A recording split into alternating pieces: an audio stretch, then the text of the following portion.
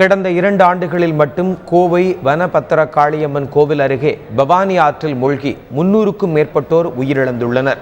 இதுகுறித்து நமது செய்தியாளர் நேசராஜ் தரும் தகவல்களை இப்போது பார்ப்போம். நாம் தற்பொழுது கோவை மாவட்டம் மேட்டுப்பாளையத்தில் உள்ள வனபத்திரகாளியம்மன் திருக்கோவிலில் நின்று கொண்டிருக்கிறோம். இந்த கோவில் கடாவெட்டுக்கு மிகவும் பிரசித்தம்.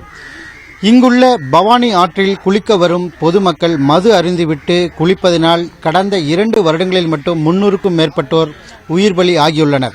காவல்துறை சார்பில் இங்குள்ள இடத்தில் படித்துறை தவிர வேறு எங்கும் குளிக்கக்கூடாது என பதாகைகள் வைக்கப்பட்டுள்ளன. இதையும் மீறி ஒரு சில பொதுமக்கள் மது அருந்திவிட்டு குளித்து வருவதால் உயிர் பலி அதிகமாக உள்ளதாக இங்குள்ள பொதுமக்கள் தெரிவித்துள்ளனர்.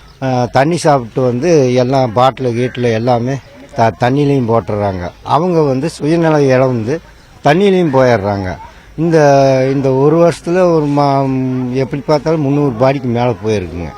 அது இந்த கோயில் அரங்கத்துலேயும் அதை ஒரு மீட்டிங் மாதிரி போட்டு அதை ஏதோ பாதுகாக்கிறதுக்கு ஏற்பாடு பண்ணணும்.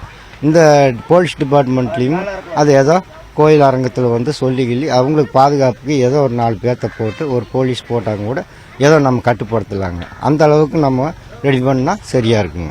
முதல் போலீஸ் போடணும், போலீஸ் பாதுகாப்பு போடணும். அதுக்கப்புறம் தான் எல்லாம் நடக்கும். நீட்டாக இருக்கும். வர பக்தர்களுக்கு தொந்தரவு இல்லாமல் இருக்கும். இன்னைக்கு கூட்டம் இல்லாதனால நீங்கள் ஜாலியாக பேசுகிறீங்க. இதே ஞாயிற்றுக்கிழமை பாருங்கள், ஃபுல்லாக தண்ணி போட்டு வருவோம்.